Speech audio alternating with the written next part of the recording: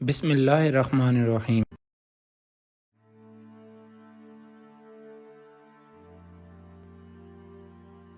General Zia کے دور میں سعودی عرب میں ایک ایسا واقعہ پیش آیا جس نے اسلامی دنیا کو ہلا کر رکھ دیا۔ ہوا کچھ یوں کہ نومبر 1979 میں 500 مسلح افراد نے خانہ کعبہ پر قبضہ کر لیا۔ سعودی فوجی دستوں نے خانہ کعبہ کو بازیاب کرانے کی کوشش کی لیکن ناکام رہے۔ لیکن اس کوشش میں سعودی فوج کا بھاری جانی نقصان بھی ہوا۔ مجبوراً سعودی حکومت نے پاکستان اور فرانس سے مدد کی درخواست کی۔ پاکستان سے SSG کمانڈوز کو خانہ کعبہ کی حفاظت کے لیے بھیج دیا گیا۔ 2 ہفتے کی مسلسل جدوجہد کے بعد خانہ کعبہ کو حملہ آوروں سے آزاد کرا لیا گیا۔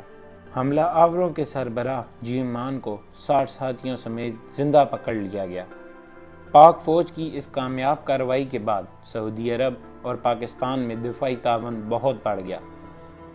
دوسری طرف مسلم دنیا میں ضیاء الحق کو ایک ہیرو کی طرح دیکھے جانے لگا۔ آج بھی اسلامی دنیا میں پاک فوج کو مقامات مقدسہ کی حفاظت کرنے والی فوج کے طور پر دیکھا جاتا ہے۔ جہاں یہ واقعہ ضیاء الحق کو ہیرو بناتا ہے تو وہیں سیاچین پر بھارتی قبضے نے ان کی ساکھ کو بہت نقصان بھی پہنچایا ہے۔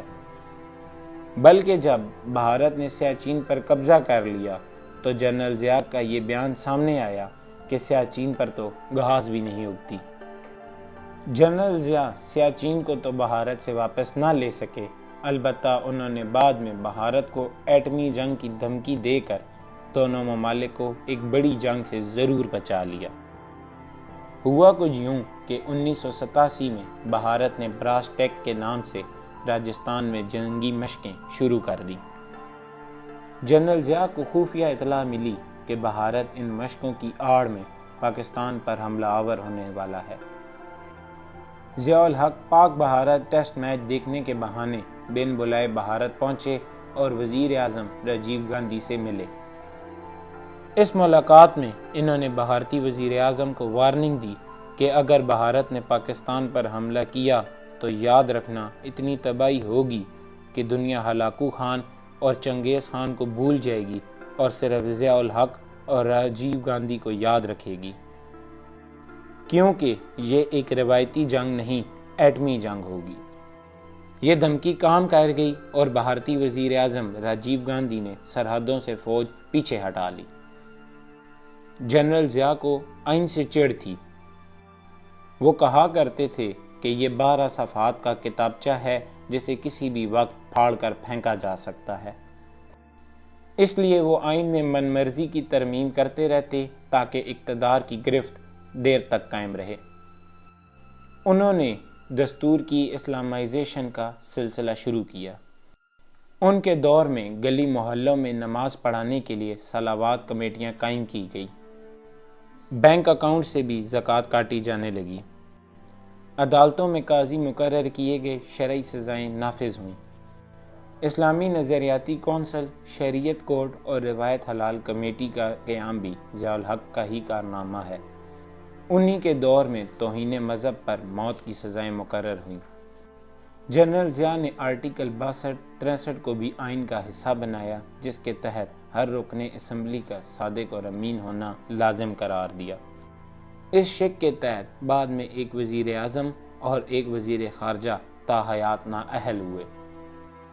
جنرل ضیاء نے آئین میں 18ویں ترمیم کر کے 58(2)B کو شامل کیا۔ اس شک کے تحت صدر کو اسمبلیاں توڑنے کا اختیار مل گیا۔ دسمبر 1984 میں جنرل ضیاء نے ملک بھر میں ریفرنڈم کرایا۔ اس ریفرنڈم میں لوگوں سے سوال کیا گیا کہ وہ ملک میں اسلامی نظام چاہتے ہیں تو پھر ضیاء الحق اگلے 5 سال صدر رہیں گے۔ ریفرنڈم میں بچوں تک کو ووٹ ڈالنے کی اجازت تھی۔ جیسے کہ توقع تھی، ضیاء یہ ریفرنڈم 97.7% کی بھاری اکثریت سے جیت گئے۔ کسی ستم ظریف نے یہ کہا کہ جنرل ضیاء اسلام کے نام پر خود کو نافذ کرتے رہے۔ مختصر یہ کہ جنرل ضیاء نے آئین کے تحت سارے اختیارات اپنے قبضے میں کرنے کے بعد 1985 میں الیکشن کروا دیے۔ یہ الیکشن غیر جماعتی بنیادوں پر کرائے گئے، جس سے ملک میں برادریزم کو فروغ ملا۔ الیکشن کے بعد جنرل ضیاء نے اسمبلی میں ووٹنگ کرانے کی بجائے اپنی مرضی سے محمد خان جنیجو کو وزیر اعظم بنا دیا۔ زیادہ تر اراکین اسمبلی جنیجو کو جانتے تک نہیں تھے، وہ ایک دوسرے سے پوچھتے تھے کہ یہ محمد خان جنیجو کون ہے۔ جنرل ضیاء کا یہ خیال تھا کہ جنیجو ان کے دست نگر رہیں گے، لیکن ایسا نہ ہو سکا۔ جنیجو بہرحال سیاستدان تھے اور وہ خود کو عوام کے سامنے جواب دہ سمجھتے تھے۔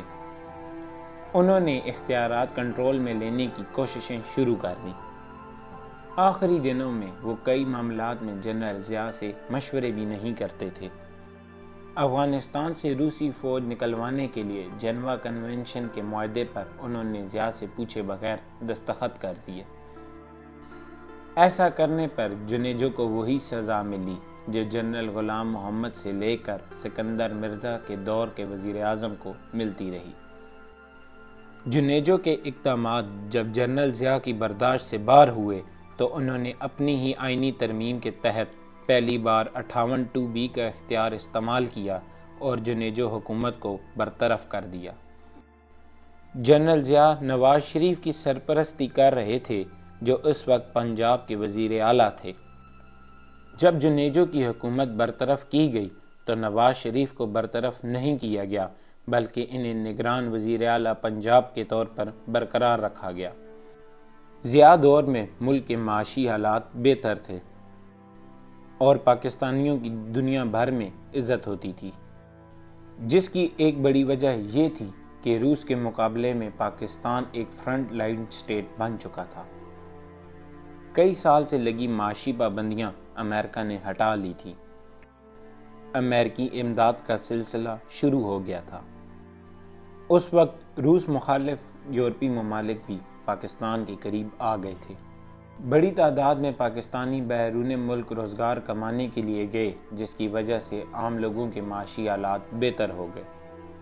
تاہم ان کے مخالفین اس ترقی کو مصنوعی ترقی اور امریکی امداد کا نتیجہ قرار دیتے ہیں۔ جنرل ضیاء کی حکومت کے سیاسی حالات کی مختصر کہانی تو آپ نے دیکھی، لیکن ضیاء دور کی اصل کہانی تو کچھ اور ہی ہے۔ وہ کون سا واقعہ تھا جس نے جنرل ضیاء اور امریکہ کو افغان جنگ میں کودنے پر مجبور کر دیا؟ وہ 45 منٹ کا کمانڈو آپریشن کون سا تھا جس نے 12 لاکھ افغانوں کی جان لے لی اور ایک سپر پاور کو ٹکڑے ٹکڑے کر دیا؟ اور جنرل ضیاء نے روس کا گرم پانیوں تک پہنچنے کا خواب کیسے چکنا چور کر دیا؟ پاکستان کی کہانی جاری ہے۔